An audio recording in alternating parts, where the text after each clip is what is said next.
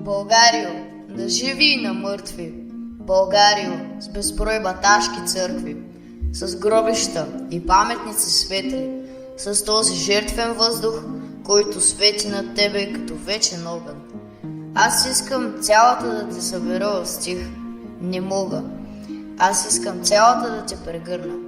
Ръцете ми не стигат. Как да върна това, което ти си ми дарила? Не мога. И пред братската могила, пред Шипка и пред Вола Коленича, и без да казвам колко те обичам, с една сълза, и кървава, и страшна, за цялата ти обич се отплащам. Сълза от радост и от скръб проляна, сълза, в която ти си цяла сбрана. На теб, България свещена, покланям песни си сега. На твоите рани, кръв безценна, на твоята жалост и тъга. На твоите сълзи въздишки, на твоите страсти и тегло. И на венеца мъченички, кой грее на твоето чело. Малка е моята родина, шепа на брани, нагънати, шарени черки от ниви, тъмни въртопи от планини. Но разтвори тази шепа, стисната крепко, опитай, но раздепли, разтели я, гънка по гънка, внимателно, скат по скат, бръзда по бръзда, бръчка по бръчка, цвят по цвят, връх по връх побелял, спомен по спомен, песен по песен, век по век. И ще видиш тогава, как неизбродна, безкрайна е тази шепа припълнена, моята малка родина. Земя, като една човешка длан, но щупи се в тази длан сурова, стаканът с византийската отрова и кървавия турския таган. Европа, млада и непохитена, четеше своя рицарски роман, когато в зора незазорена загина рицарят Иван Шишман. Европа плачеше за Жулиета, Европа ръкопляскаше на Бах, а с вълчи бой в тракийските полета вървяха гонниците на Аллах. Когато обкръжена от слугини, тя плуваше в ухолство и разкош. В Солуно, на пазара за рубини, георгите вървяха 5 за грош. Когато тя строеше катедрали и замъци, в зимния Балкан скърбяха тънки липови кавали и плачеха за Алтанлъ Стоян. Въздигаха се кървави калета, градени с отрязани глави, и всъщност се остана непревзета страната на хайдушките урли, а беше колкото кълпак голяма, широка колкото следа от лъв, но се превърна в страшна вълча яма, покрита с кости и залята с кръв.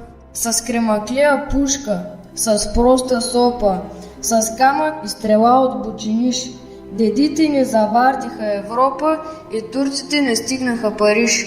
Родино моя, един разлистен орех ти ни сили, пред черквата на стария батак, загреба от пръста ти свята сили и на една легенда станал знак. Когато отоманец ни посичал, в шепата на лявата ръка държало орехче едно момиче и с него то загинало така. Момичето зарили тайно в гроба и с камъни затрупали го те, до орехчето да не стига обич, да не расте. Но то пробило в тревата скрито, изправило полеко стъбълце, да никога след тази пръст закрито, да не умре моминското сърце. Растяло, както расне в канарите, над сиви пепелища буен дъб. Растяло, както расне топорито, априлските треви след дълга скръб. Растяло, както ястребът нагоре излита, сам над кървави следи. То бързало да стане просто орех и орехчета нови да дари. Бащите го нарекли с имената на своите убити синове. Вдовиците дочули под листата познати мъжки гласове. Сираците под колните му стари открили бащините ласки пак. Накрая заприличал на България, възкръснала от гроба на Батак. Защото ние знаем, че в нашето недавно свети нещо ново. Има нещо славно, що гордо разтупва нашите гърди. И в нас, чувства силни, големи плоди, защото там не иде навръх планината, що небето синьо крепи с рамената. Издига се някой див, чутовен връх, покрит с бели кости и с кървав мъх. На безсмъртен подвиг, паметник огромен, защото в Балкана има един спомен. Има едно име, що вечно живее и в нашата история като легенда грей. Едно име ново, голямо, антично, като Термопили славно, безгранично, що отговор дава и смива срамът и на клеветата струшава зъбът. Ти не си един декорска лист, нито нива с 2-3 бели сърба.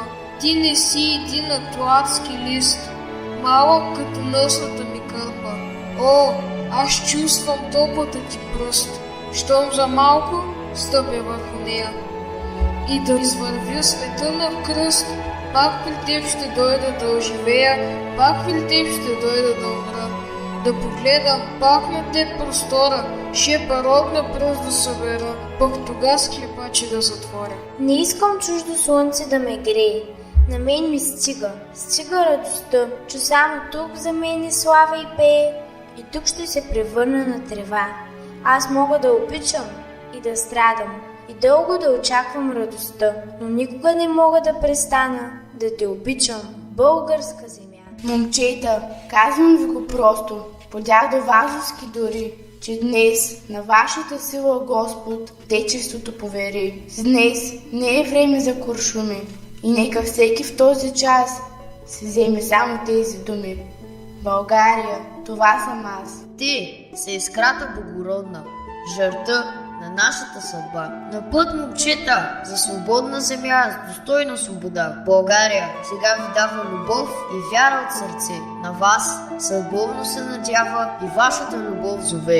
И тя ще стане черква бяла, под златна ангелска дъга, ще бъде роза разцъфтяла в самата Божия ръка.